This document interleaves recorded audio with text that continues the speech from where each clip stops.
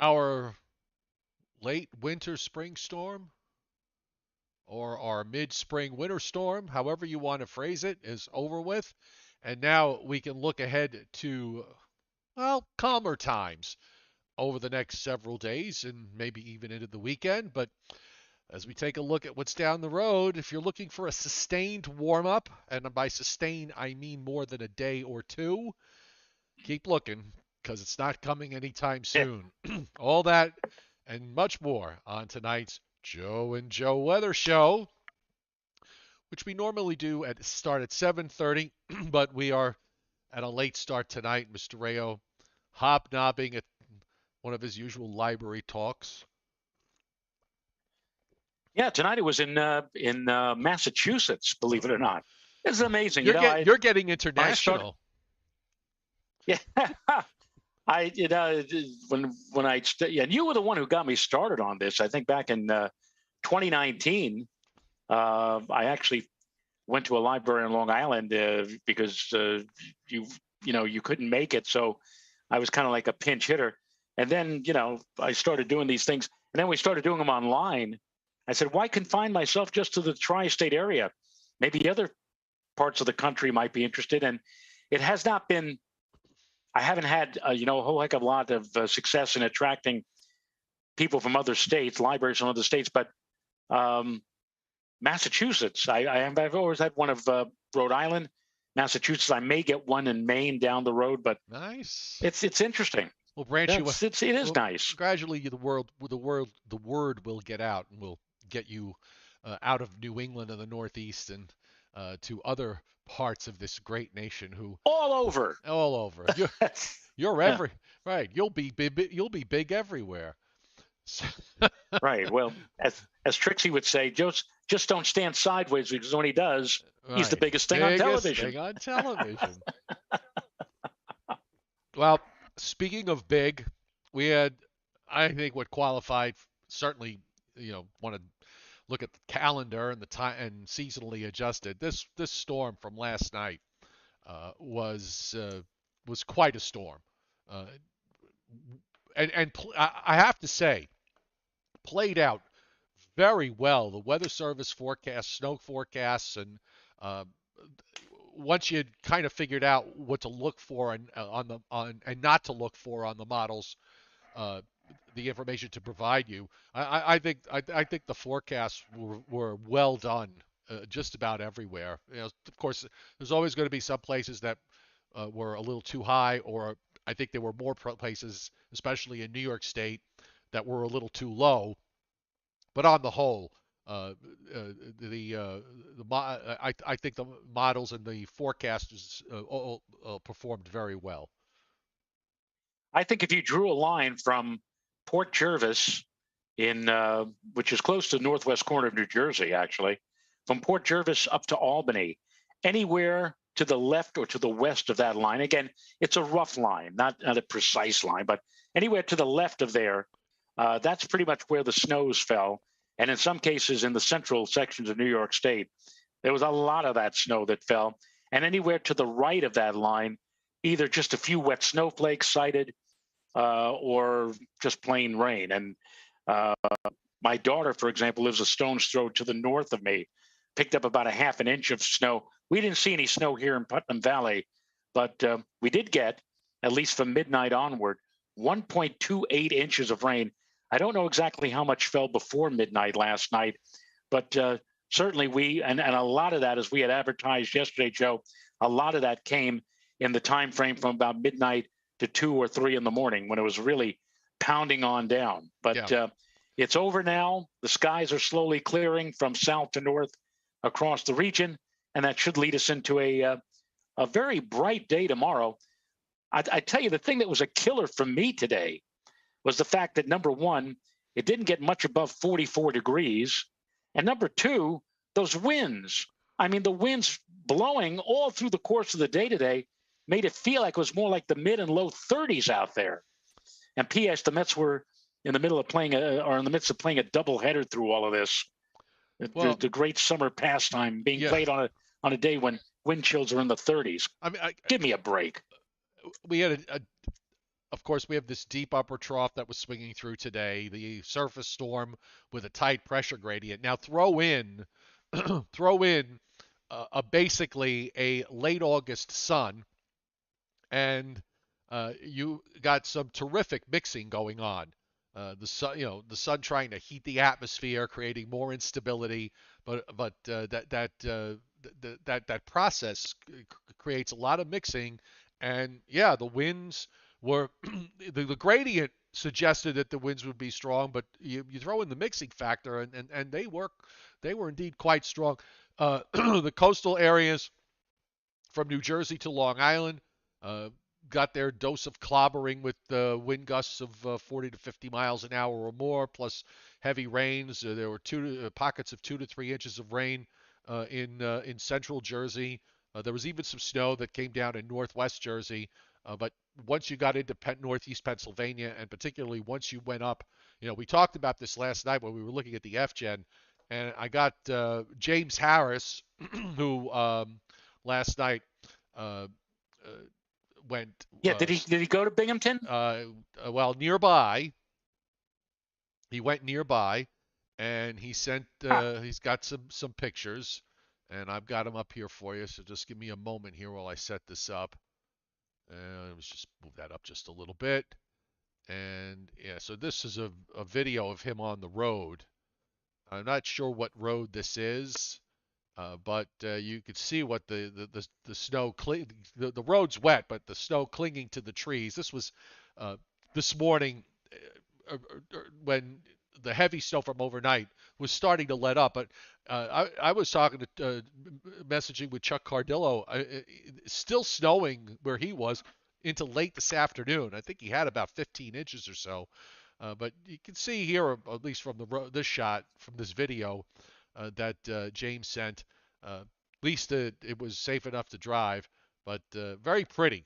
I mean, you have to if when it's all said and done, you look at this, you say, you know what, this is scenic to see the wet snow clinging on the trees, and he's got some still shots that he sent me as well.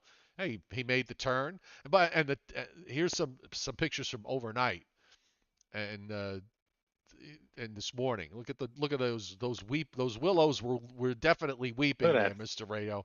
And here's another one. And yeah, the I guess the one upside was the fact that these trees were just beginning to bloom, because if they were deeper into their blooming season, a lot of more trees would have come down than otherwise did. So I guess that's one little bit of upside. I'm gonna just bring us back full screen here for a second, and Yeah, I mean, if it was I if we got had warmer weather, if we had warmer weather during the month of March than what we saw, yeah, I'm sure we would have seen a lot more budding and a lot more leaves out, and this could have been more of a, I'm not going to say cataclysmic storm, but we could have seen, as you just mentioned, Joe, a lot more in the way of branches and limbs coming down, and even trees themselves coming down. And I want to bow to Tim Veltman in the fact that on the chat board he said that I think a line from Port Jervis to Windham, Vermont, to the west and north of that was a better line to delineate than from Port Jervis to Albany. And Tim, you're probably right. I mean, I looked at the snow amounts, and it was just a quick check, and I eyeballed the amount. I said, Albany to Port Jervis, that looks good, or whatever like that. But yeah, if you probably took a better look at it, or a more precise look than I did. So I'll go with you from Port Jervis to Windham. Um, Left of there, snowy. Right of there, not so snowy. In fact, if anything, just plain rainy. And Chuck Cardillo, Joe, said that I think he actually hurt his arm trying to get rid of. And as expected, the snow, according to Chuck, felt like it weighed like a ton, because it was, again, that heavy. It wasn't snow. It was more like spackle, probably. I've been there, Chuck. I know exactly what you were alluding to, or what you're talking about, in terms of the consistency of the kind of snow that you must have had up there today. well, here's some of Chuck's pictures that his wife sent to me today, and every bit of 14, 15 inches of snow. Kind of see Wow. where he shoveled out. And he was already hurt before he went shoveling today, so you could almost, you would have, Chuck, you should have taken it easy. But here's some tree. Here's a tree weighted down. The shed with the open door and branches down. A lot of the roadways up where he is were so many trees down that Look at that. Mrs. Cardillo could not get to work. But again, No, very very. Mark DiChiera. He says, Joe Rayo, how much snow did you receive? I got nothing, Mark. I got absolutely zilch here in Putnam County, Putnam Valley. My daughter, who lives about 45 minutes away to the north and northwest of me, picked up about a half an inch. But I guess even from where she was, you had to go well west to get into the really heavy duty stuff. I can't, this is unbelievable, Joe. Look at that. Yeah, I mean, this is what, the 19th of April. I know. And there's Holy I mackerel. I guess that's Chuck from last night, either shoveling or praying. I'm not sure which, or possibly both. But yeah, it's kind of sort of humbling. I mean, we look at these things and we try to forecast them and predict them. But during the winter season, it's like, okay, it's winter time. It's December or January or February. It's supposed to happen during that time, or even March. But we're at the point now where people are, using foul language, wanting all of this to go away. But definitely was quite the storm. I've got the now. This is from this morning. This is from the 8 o'clock snow analysis. So. And I was looking. Timothy Beltman also sent me a lot of the reports from Binghamton. If you go to Binghamton's Weather Service site and pull up their public information statement and look at some of the numbers. I mean, they're just mind blowing in terms of how impressive they are. But what you're seeing here is through 8 a.m. and a lot of what's in upstate New York. Uh, they got more snow during the day today. So we'll look at this tomorrow. We'll see some of the final totals. You're going to probably wind up with a much larger area of 1 foot plus snows. But I-81 in general on the western flank and 87 on the eastern flank. You know, cut yourself a little bit of distance on either side, and that's where we really kind of saw the area of the heaviest snows, which again, as of 8 a.m. this morning, were on the order of about 8 to 12, centered around Binghamton, and then moving up north of I-90, northeast of Utica, and on up the Northway around Saratoga. I discovered today there's a place in Saratoga, a lake called Lake Desolation, which is which is pretty interesting. If you go to weather.gov/CRH/snowfall, I'll put the link up on the chat board a little bit later on when I get to it. You can pull this map up, and actually you go as all the way as wide or as narrow as you want. Now there were some reports in Northwest Jersey, and this is probably in elevated areas above 750 feet in general, where you're seeing these little patches of light blue, which represent about an inch or so, an inch of snow. Just hover your mouse over the area and you'll see what the numbers that are generated. Scranton was in a 2-inch zone, but surrounding Scranton was 3 to 4 inches, and just north of there and northeast of there, you start to get into the 6 and the 4 plus, the 6 plus, the 8 plus. And also, there was an area. Now, this is where Johnny Quest was also down along and northwest of I-81 in northwestern Virginia, north of Harrisonburg, and up near Winchester and going northwest from there. There was a band of 6 to 10. You can see it here, extending into southern Pennsylvania, south of Altoona, and then another little band east of Harrisburg and Staunton, Virginia, that produced 4 to 8 inches there. So again, very impressive, very extensive, and back into parts of Ohio, coating to an inch or so in northern Ohio, in and around Cleveland, and on up in eastern Michigan, in and around Detroit, coating to a couple of inches there, and even back into parts of central Indiana that saw some snow. So again, we'll look at some of the final amounts with this tomorrow. Very, very impressive for this time of year. So I'm going to just let me just put us back According to Phil, according to Philadelphia, Joe, then they have a long list of rainfall amounts that fell across New Jersey and Pennsylvania, and they have one little public information statement from 11:22 this morning, snowfall reports, and the only county that is represented here is Monroe County, Mount Pocono, 4.2 inches, 1 mile northwest of Pocono Summit, 4.0 inches, Pocono Pines, 3 inches. All of these were by trained spotters, people who I guess know how to use their ruler. But that was the only. I'm kind of surprised because I would have thought that you might have seen, one lone observation, maybe from High Point State Park right. in northwest New Jersey, but they did. Nobody. The only one was Monroe County. But I mean, you go to the Binghamton site, and it just blows your mind what they. I mean, Broome County, 2 miles west of Belden, 15 inches. Cayuga County, Auburn, 3.8. Chemung County, Van Etten, 11.0 inches. 14 inches in Chenango County, 1 mile southwest of Virgil in Cortland County, 18 inches. 18 inches. I know it's It's crazy. just unbelievable and crazy. It's Yeah, crazy. absolutely. Take a look at the radar Wow. because we're still going. It's still not done because the upper trough is swinging through at the moment and getting a little bit of lake effect involved. This radar's still pretty busy. Chuck, get ready for some more snow if it's not there already.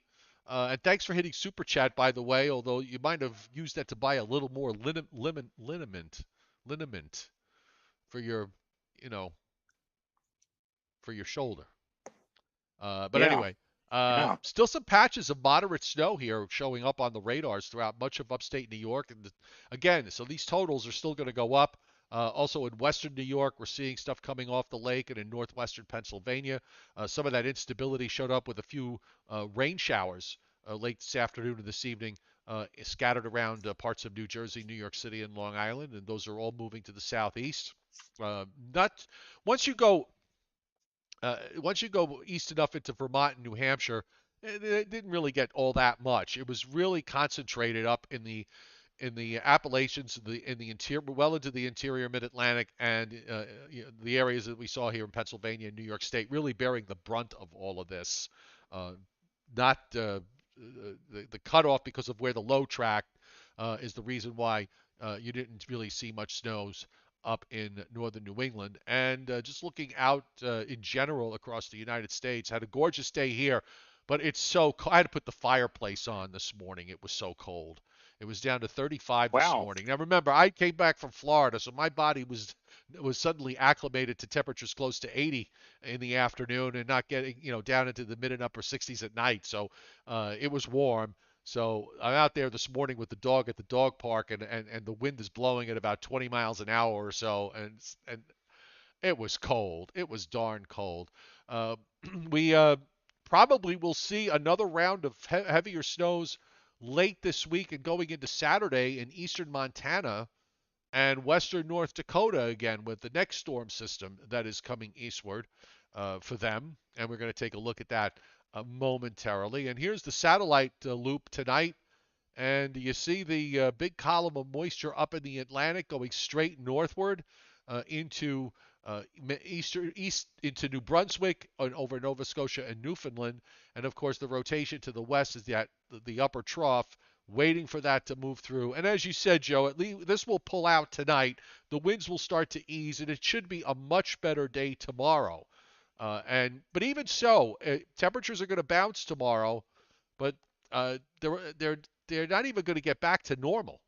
It's still going to have a tough time getting back to 60. I mean, we should be in the 60s on a regular basis now, but we're going to fall shy of that. Yes, and normally we would say at this time of the year, if you're going to get a big snowfall, no big deal, because within a day or two it'll all be gone because the high sun and the temperatures always warm up so quickly. Not necessarily true this go around because temperatures today locally here, Joe, were a good almost 20 degrees below normal. Tomorrow will only he says will only be about 10 degrees below normal. And maybe by Thursday and Friday, we'll recover back to near or a little bit above normal. But for people like Chuck, for example, or whomever got these ridiculous totals of 8, 10, 12, 16, 18 inches, you're gonna have to do some of this clearing yourself, as Chuck has already been doing. But I mean, you really cannot rely on Mother Nature to get rid of this all at once, as normally would be the case at this time of the year. This stuff is going to stick around for a while because the cold is going to stick around for a while. Yes, it is going to bump up, about 10 degrees milder in many places tomorrow as opposed to today, but still well below where it should be at this time of the year. And it really won't get back to normal again till later this week.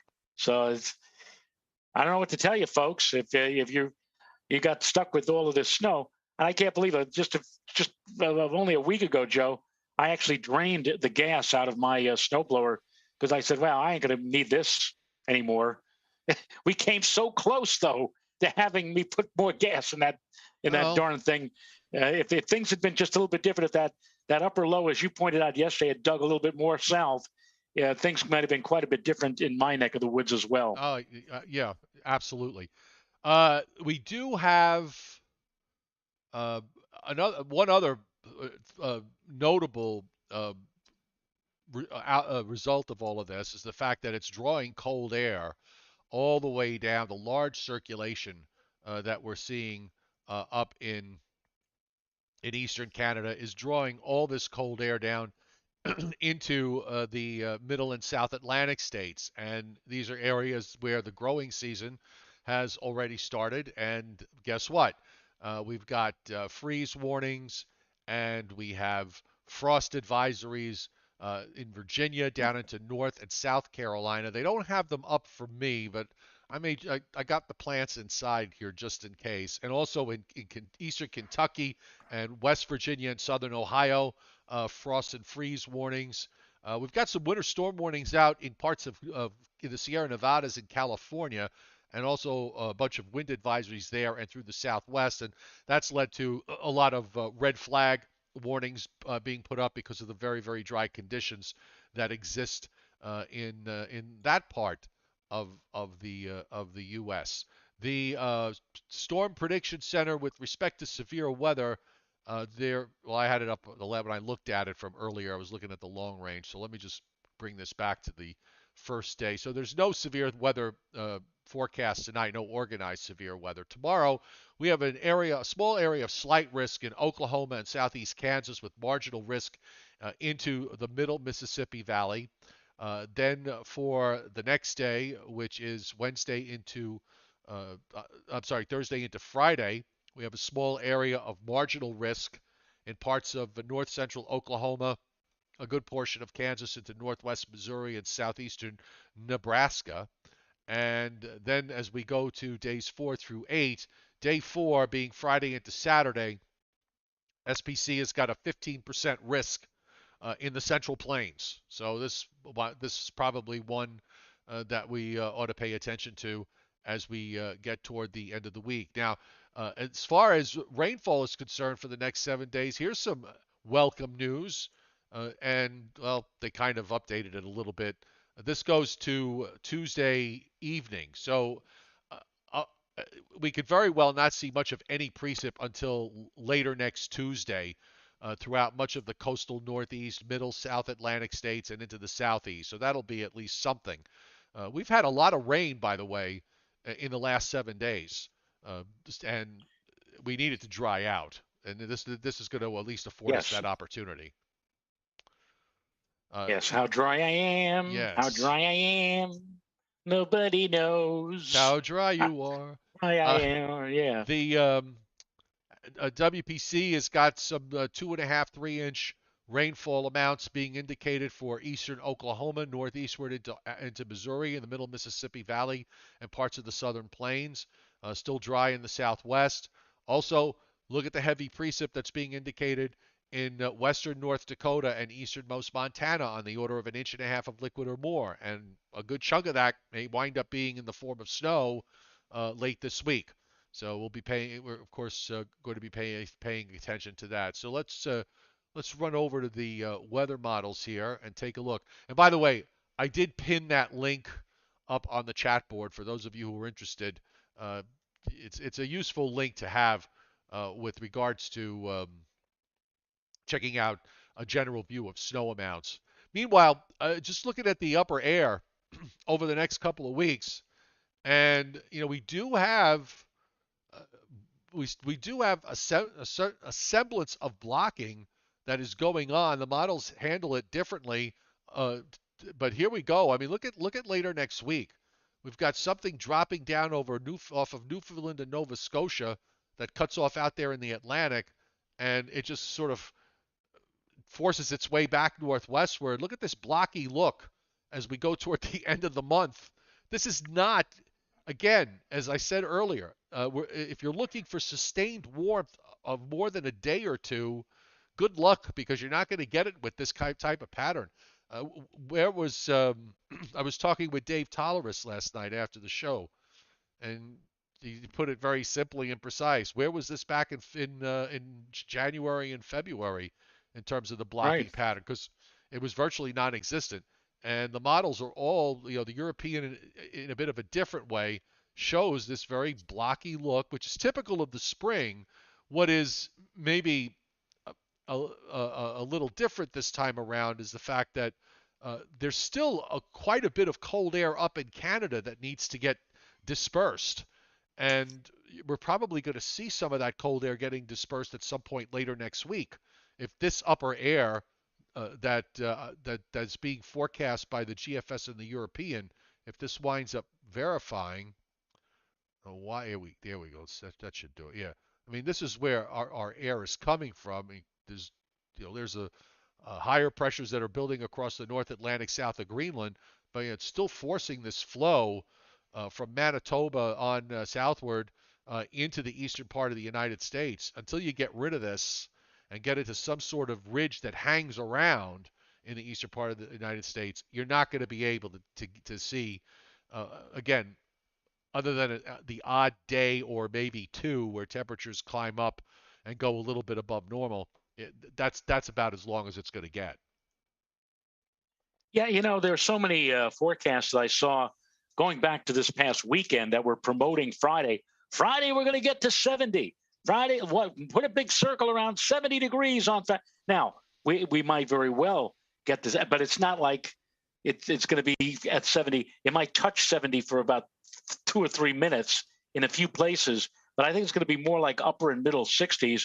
And enjoy it while it lasts, because as you just pointed out, Joe, once we get into the weekend and into early next week, the temperatures are going to tumble back again, down probably to near or even below seasonal normals. So, and I'm wondering, we talked about this about a week or two ago about the splitting of the polar vortex when we were looking at the Yeah, 10 millibar level, at the end of and At the end of March, we had that right, it all split. This is the outcome. right, and this is it. It Yeah, it took it there it you go. usually takes about 10 days to 2 weeks to play through the atmosphere, and there you have it. Now you're seeing the result of it was yesterday, and the storm in the Dakotas last week is part of the equation. Now, look going forward. Here's our high that goes offshore tomorrow, and then out. And now we've got this cold front Thursday. Looks like the showers with that fall apart before they get here. You see them crossing over the Great Lakes as low pressure comes out. There's an 88 low in Colorado, excuse me, with not a lot of moisture with it.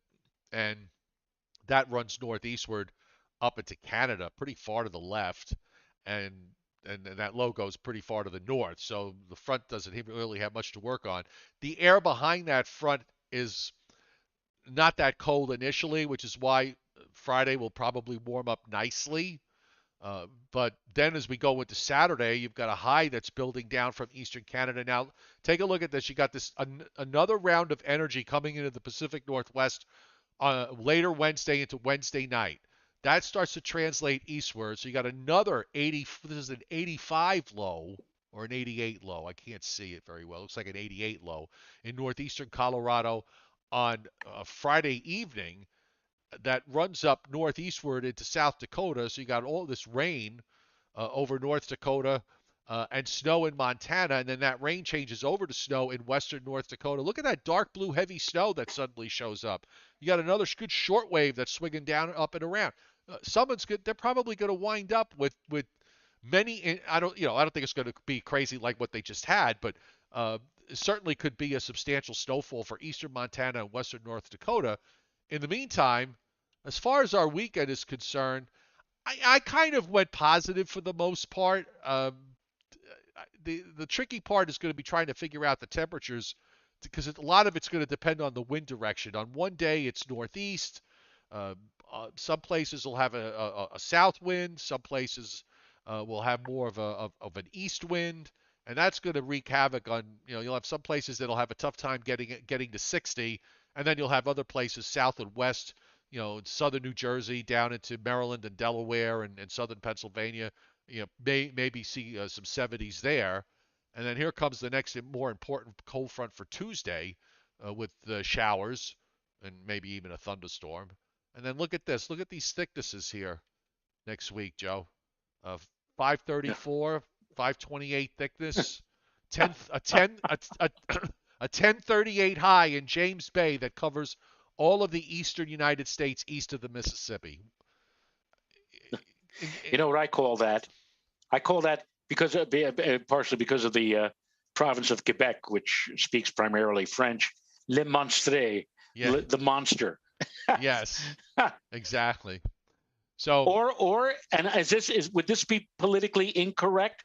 I don't know, if you but I'm have going to to, say if it you have anyway. to, well, I was going to say if you think it's politically Well, incorrect, it may not be wise to say. is Indian summer politically incorrect I to say that I anymore? don't know what the rules are anymore. I don't even.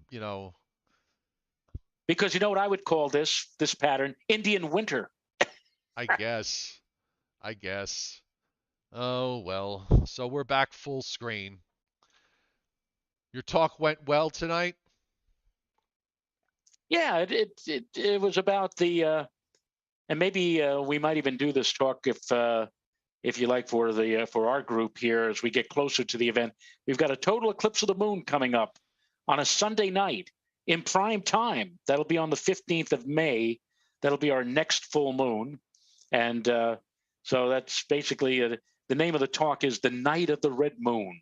And by the Ah. way, I hate the term blood. I hate the term blood moon. I hate that term. I wish we wouldn't even use the term blood moon.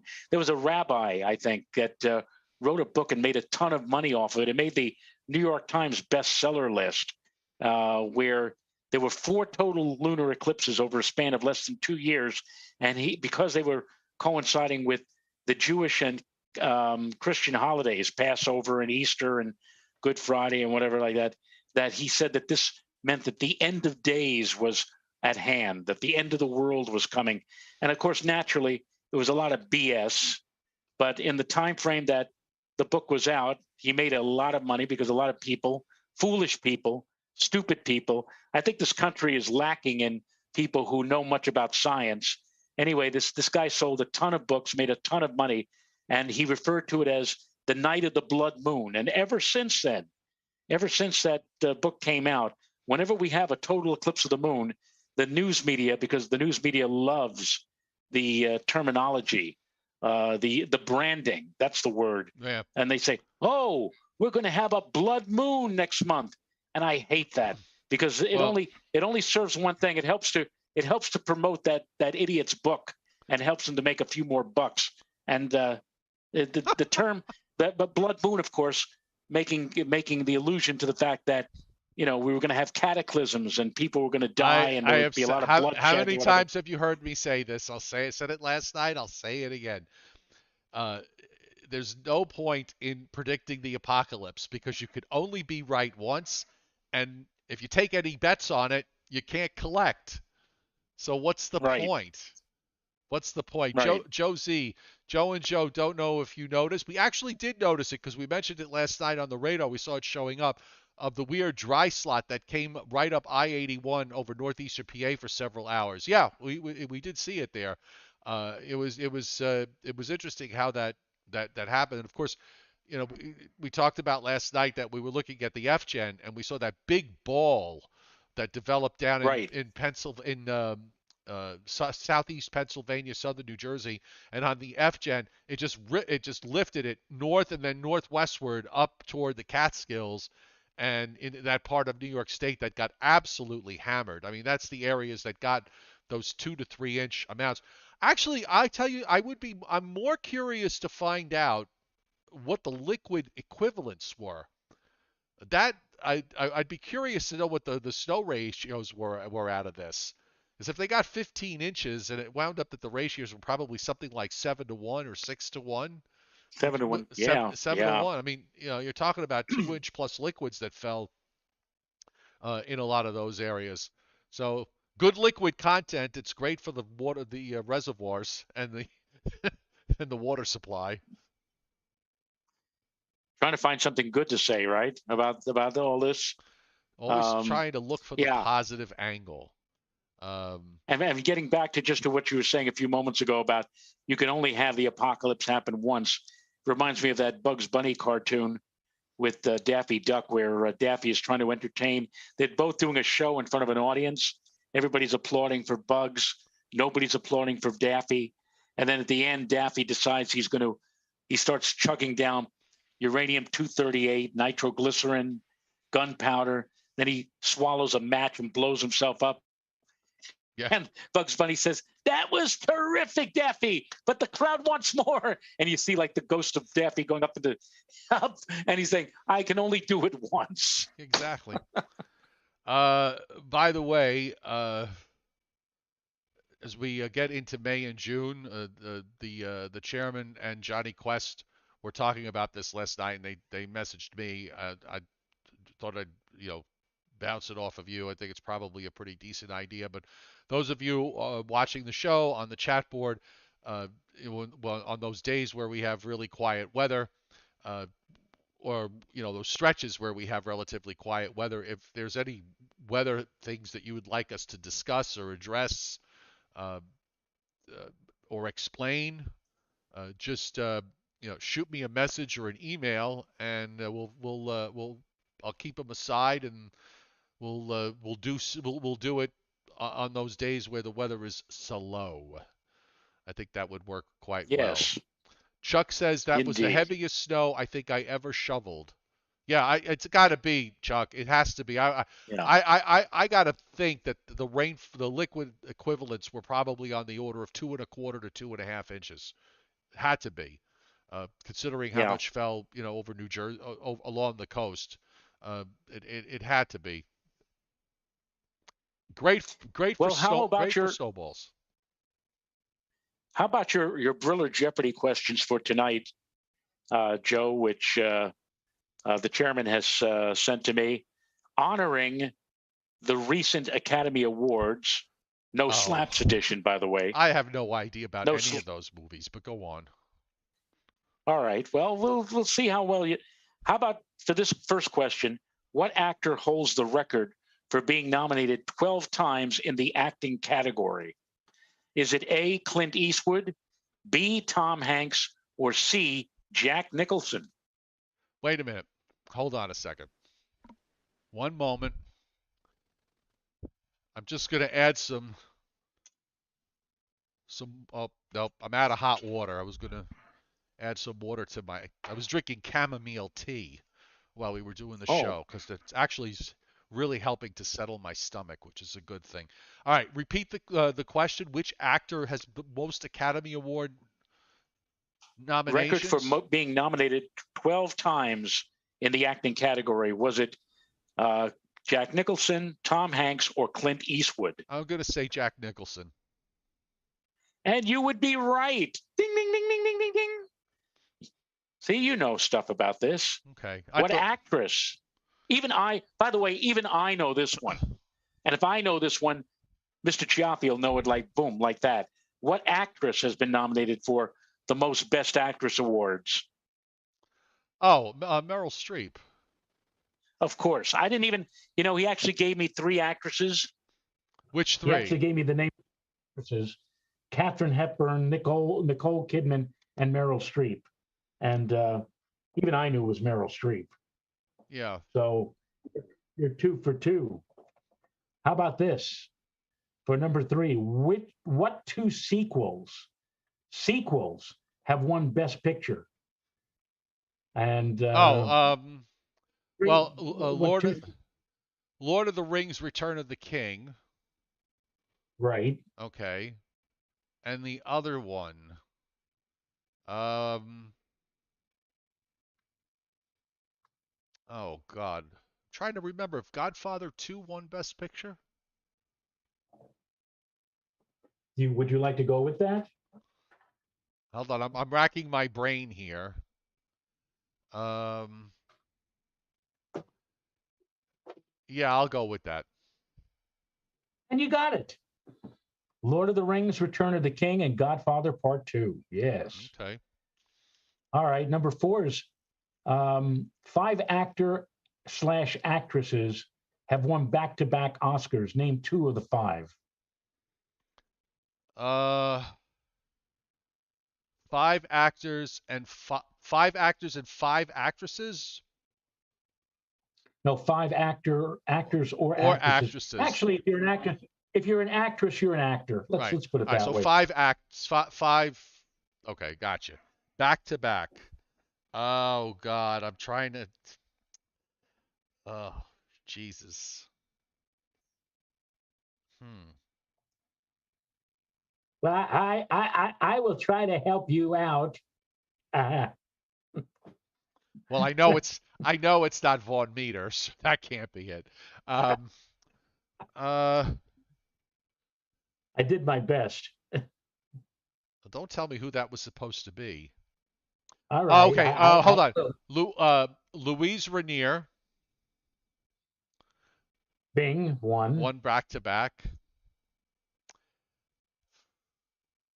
Well, Bing Crosby was nominated back to back for playing the same role, but only one of those were going my way, so he's not it. Uh, hmm.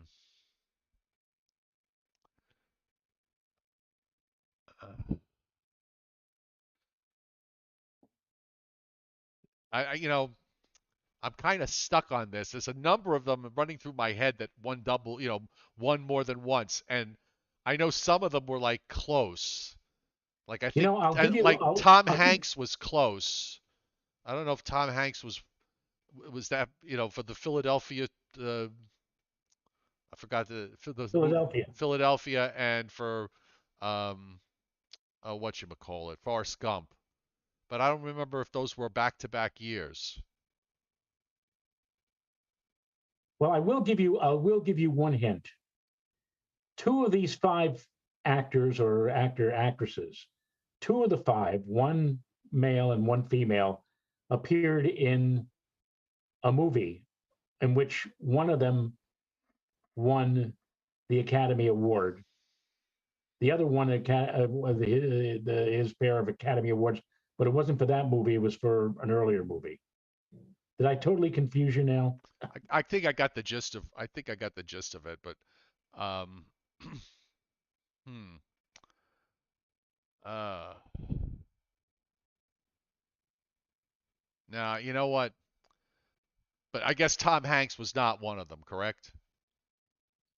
No, actually, Tom Hanks was one of Was them. one of them. So the Yeah, Philadelphia Story and Forrest Gump were Philadelphia and Forrest Gump were 1993 back to back. and 94. Okay, so how many did I have to name? Two, you said? Two, I two. So just you got it. I just did. You got Louise Louise Rainier and Rainier. Tom Hanks, and the other 3 were Spencer Tracy for Right. 1937 and Right. 1938. Yes. The Father Flanagan and oh my God, it's right in front of me. And it's one of my favorite movies, and I can't remember. He plays a Portuguese fisherman in the movie. I can't remember the title of Well, it. I can't tell you the titles because he only gave me the years and not the Okay. titles. So But I'm Spencer assuming Spencer Tracy Tracy. 37 and 38, Right. and Katharine Hepburn Oh, right. Katharine in, Hepburn in for The Lion in Winter, and then there was some. Oh, Guess Who's Coming to Dinner? Yes, and the dinner, right? And here's a guy who I always considered to be always underplayed or underestimated. You don't often, I mean, you hear about Spencer Tracy and Katharine Hepburn and Tom Hanks, and sometimes you hear Bing Crosby's name mentioned, or like that. But how about Jason Robards, who Yeah, won in both who won in for Julia, I think. 76 and 77? Yes. For And thank you, Leon Probitsky, for hitting super chats tonight. yeah, Thank you. thank you, Leon. Okay, next question. What Best Picture winner at the Academy Awards has grossed the most money? The Best Picture winner. The Best Picture winner. Now, is this adjusted for? Is this in This, 2020 dollars? well, I'm going to give you four. It's a 2022 multiple choice. dollars? It's multiple choice. Okay, go ahead. One Flew Over the Cuckoo's Nest, Dances with Wolves, Hmm. Rocky, Hmm. or Titanic. I'm going to say Titanic. And you would be right. It is Titanic. I think it's still making money. Yeah. Okay, next How question. about number 6? This is bonus number 1. Of the following films, which is the only one not to win the Academy Award for Best Picture, Actor, Actress, Screenplay, and Director in the same year? All right, Was it hold on. Repeat the question. of the following films? And I'll give you there's a list of 4. Okay. Of the following films, which is the only one not to win the Academy Award for Best Picture, Actor, Actress, Screenplay, and Director in the same year? I was kind of surprised not to win the Academy Award, In, but here in all goes those in those 5 categories, right? in those 5 So categories. in other I words, guess. of the pictures you're going to give me, the choices you're going to give me, uh, there's one of them that didn't win all those awards. The other movies did win all of those awards. Right, I guess Okay, so. go ahead. One Flew Over the Cuckoo's Nest, Gone with the Wind, Silence of the Lambs, and It Happened One Night.